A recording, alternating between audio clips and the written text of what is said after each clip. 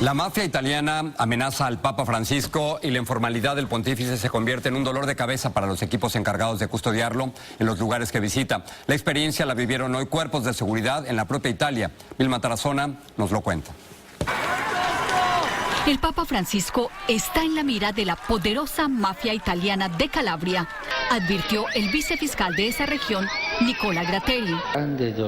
El pontífice, que no ha ahorrado palabras en condenar a los corruptos, tiene muy preocupados a los jefes de la mafia italiana, según este fiscal, quien los ha perseguido durante más de 2 décadas. De acuerdo con Gratteri, la operación de limpieza dentro de la Iglesia Católica, emprendida por Mario Bergoglio, no ha gustado para nada a los jefes mafiosos. El fiscal, que es el enemigo número 1 de esa organización, aseguró que ellos son unos criminales financieros especializados en lavar dinero y para ello han utilizado por décadas al Banco Vaticano. Si pudieran, no dudarían en quitar a Mario Bergoglio del camino y pueden ser muy peligrosos. Ciertamente, cuando el Papa empieza a decir que él quiere absoluta transparencia en la Iglesia y en la relación de esta con la sociedad, esto enfurece a mucha gente. El Papa Francisco es famoso por sus acercamientos a la gente, rompiendo frecuentemente el protocolo de seguridad.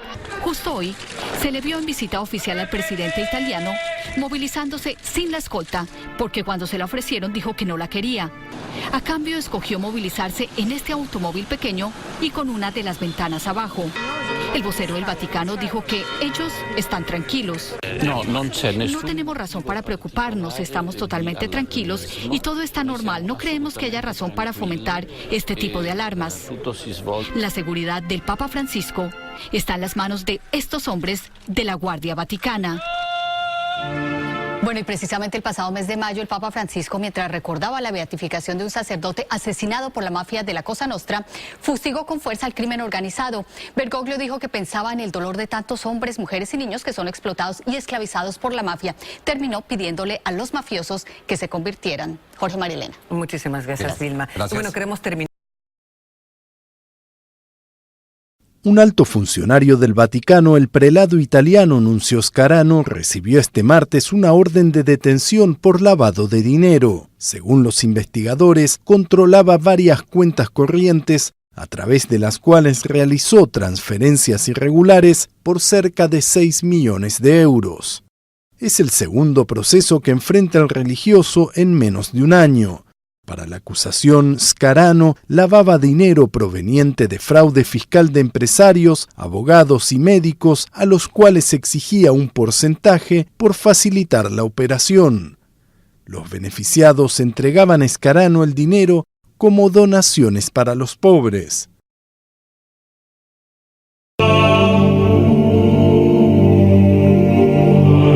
El escándalo por el supuesto delito de lavado de activos en el Banco del Vaticano ha arremecido a la Iglesia luego de que el presidente de esa institución, Ettore Gotti, hombre de confianza del Papa Benedicto XVI, confirmara que se le olvidó declarar al fisco los 30 millones de dólares que la policía halló en el Banco del Vaticano, una entidad que administra los fondos de la mayoría de cardenales de la Santa Sede y la Curia Romana. El escándalo es mayúsculo. La Fiscalía de Roma está investigando a su presidente, Ettore Gotti Tedeschi, y a otro alto cargo de la entidad por una supuesta violación de las normas sobre prevención del blanqueo de dinero que rigen en Italia.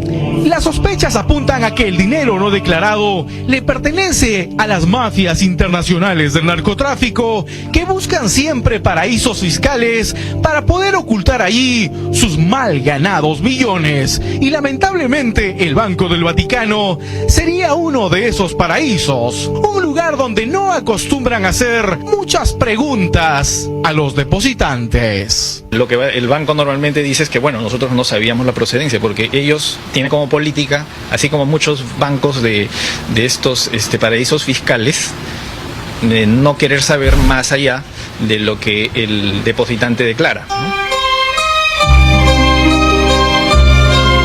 Hasta películas como El Padrino han dejado entrever el oscuro matrimonio que habría existido siempre entre el Banco del Vaticano y la mafia. En este caso con la familia Corleone. Disculpe, ¿es cierto que hace unos días depositó 200 millones en el Banco del Vaticano que está afiliado a Inmobiliaria Internacional? Es cierto, ¿por qué no?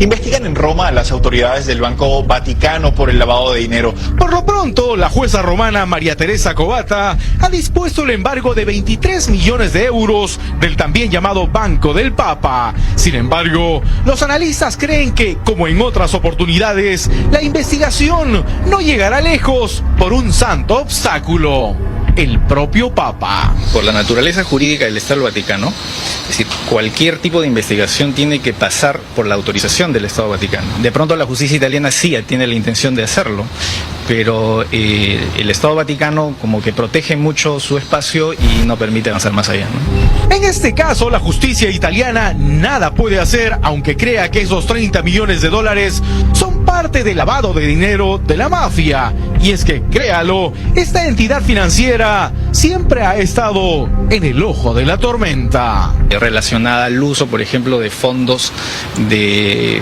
organizaciones, digamos, ligadas a la mafia o ligadas a ex grupos relacionados con el nazismo, por ejemplo, en Croacia, que han utilizado las facilidades del banco para poder hacer sus actividades, ¿no? Y es que el escándalo que hoy involucra al Banco del Vaticano parece ser el menor de todos. Basta recordar cómo en los años 80, dos altos ejecutivos de ese banco, que sabían demasiado, fueron hallados muertos justo cuando iban a contarlo todo.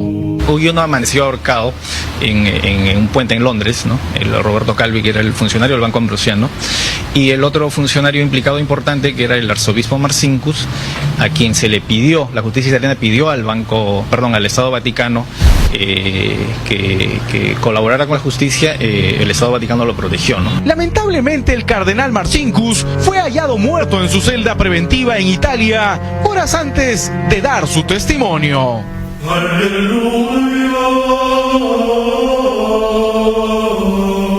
Otra de las víctimas que habría cobrado la cúpula que gobierna el Banco del Vaticano habría sido el propio Papa Juan Pablo I, hallado muerto horas después de anunciar que iba a reestructurar esa entidad financiera por una supuesta corrupción. Juan Pablo I hizo el anuncio en su homilía de las 5 de la tarde y a la 1 de la madrugada fue encontrado muerto en circunstancias muy poco claras. Porque hubo cardenales en el cónclave que obviamente se convocó ya para la elección del Papa siguiente, que exigieron para que hubiera una autopsia, pero el secretario de Estado en ese entonces, el cardenal Bilot, se negó, ¿no?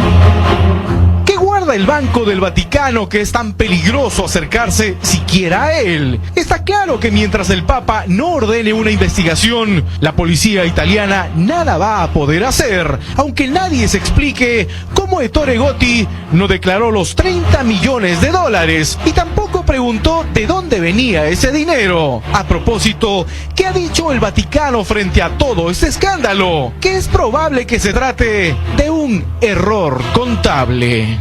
Toda su historia pasada y la historia de su familia desaparecerán. 600 millones.